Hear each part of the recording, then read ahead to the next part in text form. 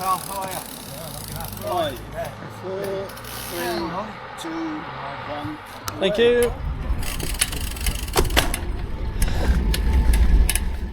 And thank you. Yes, I am polite, and that's what I said. Thank you. Got to be polite to everyone. So, welcome to the Eileen Sheridan Memorial 10-mile time trial. It's on the K10/10C route, which is the route that I did last time actually.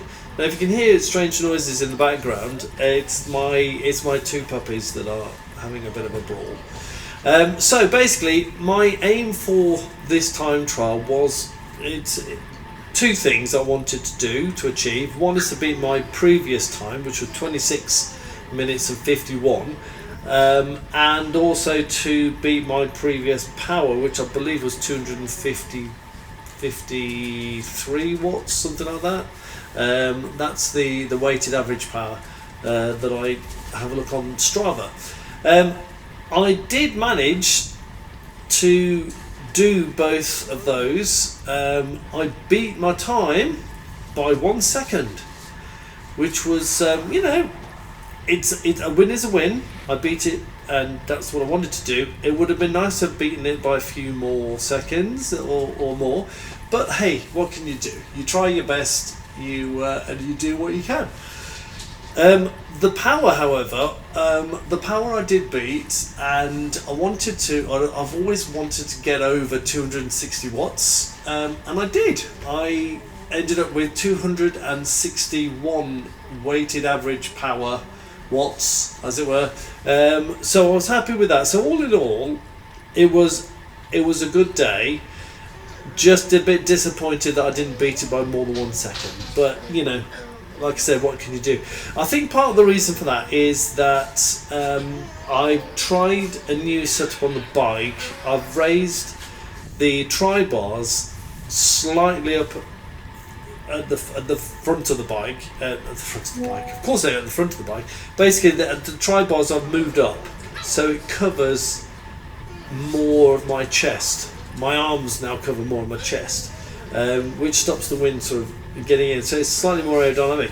Unfortunately though, what's happened as a consequence is it's pushed my elbows down very slightly, and my saddle I think is now a little bit too high, so I now need to mess around with the position again, because I think what's happened is that I'm not in a comfortable position, so I wasn't able to put down as much power as I would have liked. Even though I beat my power last time, I wasn't able to do enough.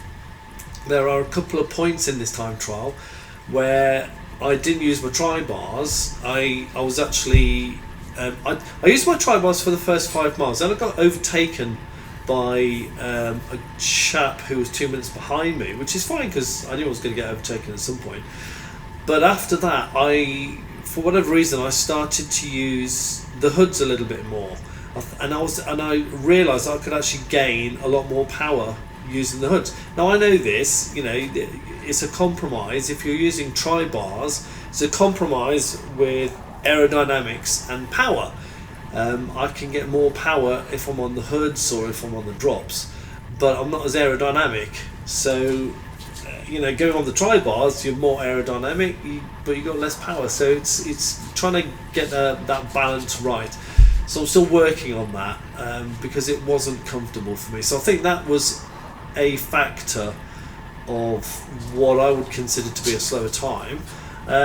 Also, I got caught up on the first major island as well, which actually took me by surprise. I was screaming down to the island at 30 miles an hour, and all of a sudden there were cars there, so it was like, whoa. But you'll see that in the video. What I'm going to do on this video is, people have said to me that they quite like watching the whole video rather than me fast forwarding it. So that's what I'm going to do. Now it's 27 minutes long. If you don't want to watch all of it, you don't have to. Just just click on to bits that you might think are interesting or whatever. It's entirely up to you. I like having it on in the background when I watch someone else's videos, and I do watch them. NorCal is one of my favourites. or Craig Goes Cycling, bless him, who is a third cat rider. He's a guy with a very long beard, does some quick races that I do.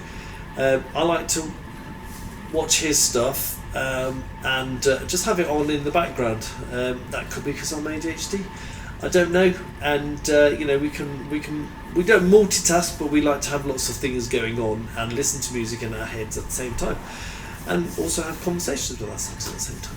Anyway, I digress. ADHD is something completely different to cycling, and yeah. So I'm going to play it all. I'm not going to fast forward it. So, like I said, if you want to watch it, fast forward it some of the bits, you can do. Now, we've just done the straight mile. Now, in this time trial, I did get a PB on the straight mile bit between the start and the going on to the A45. For some bizarre reason, I was absolutely, well, for me, I seemed to be flying. I was sort of averaging out 300 to 350 watts for the whole thing, and it didn't feel like it. So I realised that I needed to slow down. So we're hitting the A45 now. So I realised I needed to slow down, because I figured that if I just carried on like that, it's going to hit me halfway and I'll just die 7 deaths. So I did struggle, but I did slow down a little bit on the first bit. But I was quite surprised how easy and how quick I was going. I think I was doing about 24 miles an hour, which for me was quick. Let's not forget that I'm a bit of a tub, and I'm quite tall. So for me it was quite quick, and I was surprised. But I didn't want to get carried away, and I knew 10 miles is still a long way. You can't just go all out. You've got to pace yourself. So that's what I tried to do. I tried to purposefully slow down. So we're on the A45. You can see my shadow in front, and I'm in the tuck position, trying to go for it. I'm doing sort of 250 to 300 watts, and the road surface is all a bit rubbish, but that's the course. I'm weaving in and out of the road a little bit because I get my head down, and it's not a great position. I need to practice more. It's only my second time trial with these bars, so I do need to practice more. Speed wise, I mean, at the end of the day, I'm not the quickest. It's 24 miles an hour, 25 miles an hour, and it was okay. I did a lot of PBs on this run. I averaged out it was 20. Well, my official time was 26:50. And I think I averaged out 22.5 miles an hour. So, it was a little bit faster than last time. So, 22.5 miles an hour. I think with the right setup and, if not getting caught on islands and stuff, my feeling is that I can break the 26-minute mark, I think.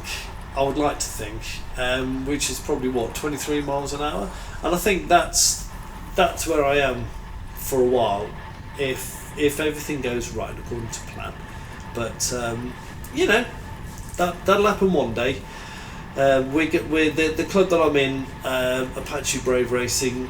We are going to be doing some, or they're trying to organise some midweek 10-mile time trials to get some practice in, because this time trial and the previous one, we actually had about 8 or 9 of our club members involved in it. Now this one, we came as a team, we came second. When they look at the teams, as far as I understand, they choose the top 3 riders, the quickest 3 riders, and we came second to the group, Mick Ives cycling club, something like that. It's a Mick Ives club. But unfortunately they've got David Mead in, and he's the guy that won last time, and he's the guy that won this time with a sub 20 minute ride. So he's clocking like 30 miles an hour or so, which is really fast. So we can't compete with that. Ben, who's a magic guy on the time trial, and Ash, they did some really good times, 22 minutes something and 23 minutes something. But at the end of the day, it's not David Mead, so we've got some work to do, but we're giving it our best shot and we're participating. So that's all we can do really. So this is quite a long section of the course. It's mainly downhill. There's a few little kickers, but basically it's mainly downhill. What I do now, I don't know what other people have done, but when there is as you can see about halfway, there is a downhill section. Now some people will just push it on that downhill, pedal like crazy. I don't. I pedal hard right at the very start of the downhill, but I then stop pedaling and I freewheel it because I'm quite tubby. I can get quite a good speed up, and my thought process here is that if I push hard, I'm going to knack myself out a bit more, but I'm not going to make many gains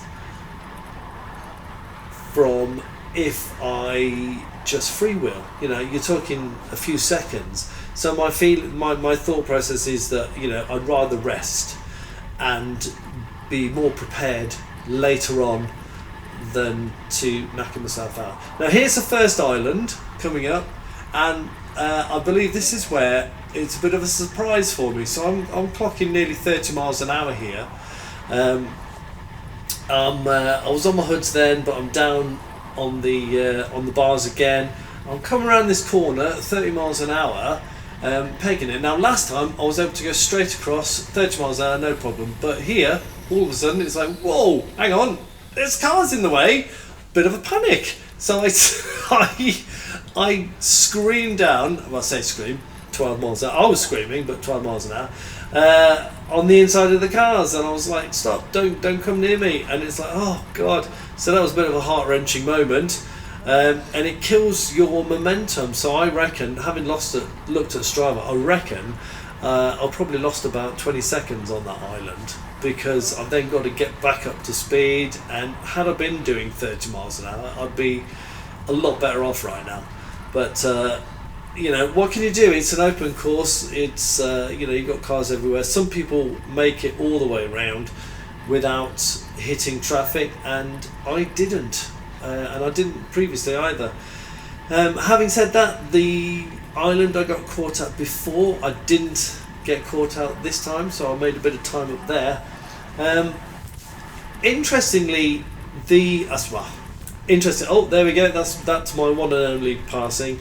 Nice chap, told me to keep digging in and going for it, and I'm thinking I am, and I'm dying, but thanks you anyway, whoever you are. Interestingly, I think the majority of my time was lost in two places. One was that island, and then two was we're going to hit the downhill bit now, and after the downhill there's an uphill section, and this is about 7 miles or so, and it's that section to the end that I think I lost most of my time. Now I don't know if it's because I was going too hard at the beginning, or if it's just a bad day, I don't know.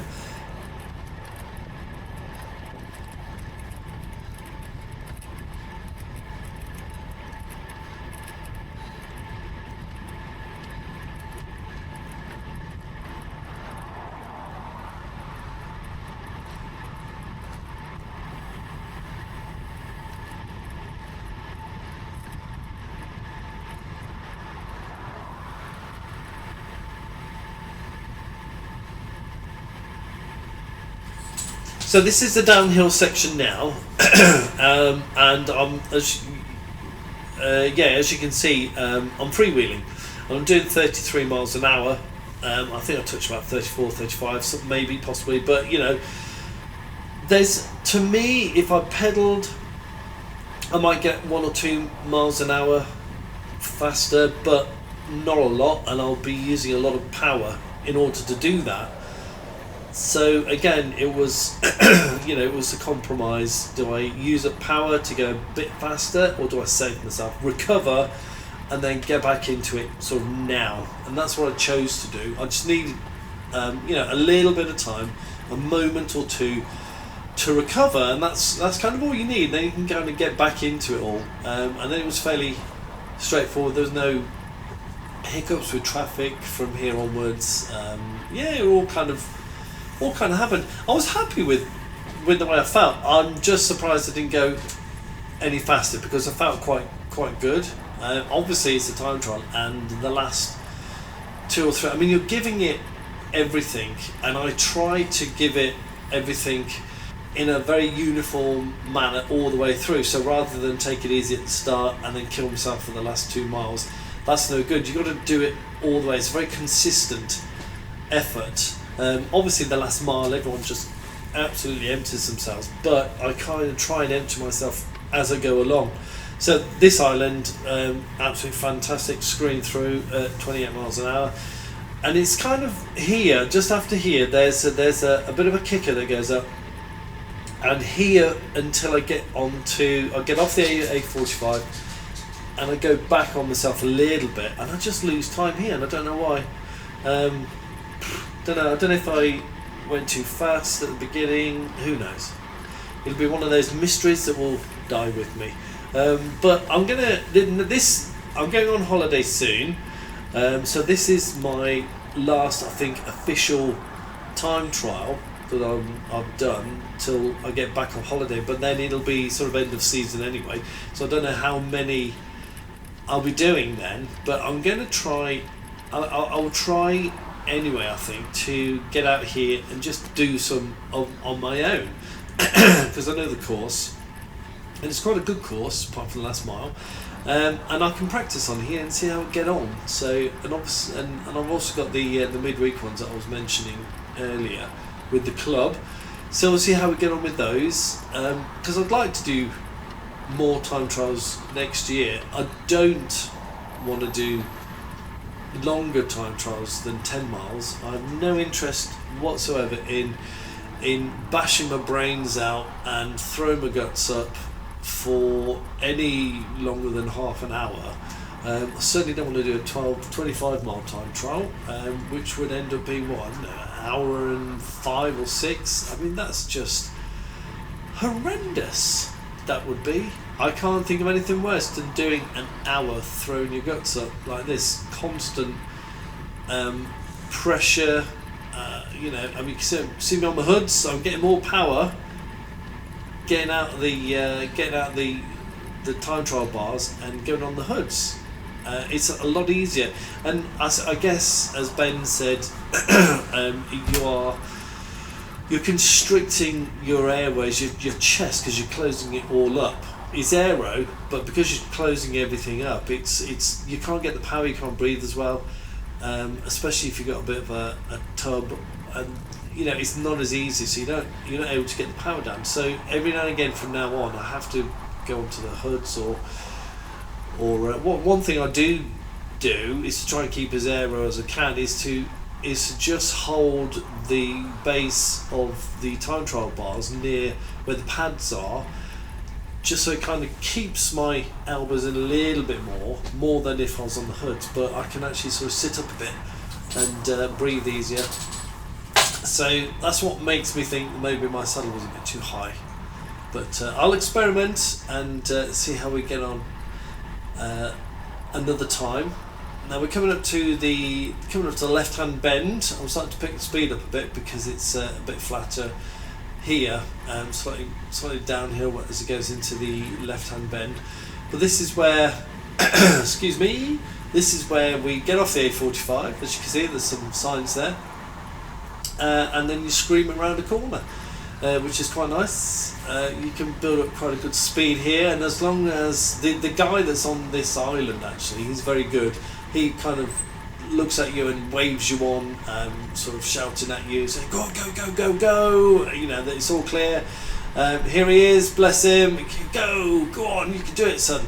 And it's like, thank you very much. So I kind of go into this corner without looking, hoping that he's got it right and I'm interpreting it right, and he's not saying slow down, for God's sakes, there's a lorry, because then bad things would happen, and I try not to think about it. So I just close my eyes and hope for the best, and sometimes that's the best way in life. Just swing it. No, don't swing it. I'm not a swinger. No, that's not right. You have to wing it. sometimes. Just wing it. And yeah, there you go. So from now on, what is it? It's another just over 2 miles. This is the hard bit, because it's basically all uphill. Now this first sort of half mile or so is only just uphill. It's not terribly bad, but it does kick in, and it is a little bit demoralising when you come around that corner and you see the road ahead of you. You know the finish line is up there, and you can see it's basically very straight, and it's all kind of uphill, and it's like, oh god, it's a right old slog. You've got this next island, which I didn't get caught at again, and hit it okay. But you can see my speed, it's because it's all going uphill, my speed's gently going down. It's down to 21 miles an hour, so it's all getting a bit hard. My heart rate was 165. I think I averaged out about 166 for the whole ride, so it was a tough ride, but then it's a time trial, so that's what it is. Coming out again, you can see the road ahead of you, and it's at the end of the road that the finish is, but you can't see it, and it's all sort of uphill, and it's all a bit, oh my god, I've got to go up there, really? Oh, and I don't know how, honestly don't know how people like David Mead do this, because he would be going almost 10 miles an hour quicker than me. If I'm averaging out 22, well, it's 8 miles an hour, so at the moment he'd be doing 30 miles an hour up here, and I have absolutely no idea how the hell he would do that. I mean, obviously he's much more powerful, much more streamlined. That's what he does, and he doesn't weigh off of what I do. But yeah, I guess if that's what you do, time trials is all you do, or the majority of what you do, then you're going to be good. But the thought of doing 30 miles up here, I just can't fathom it at all.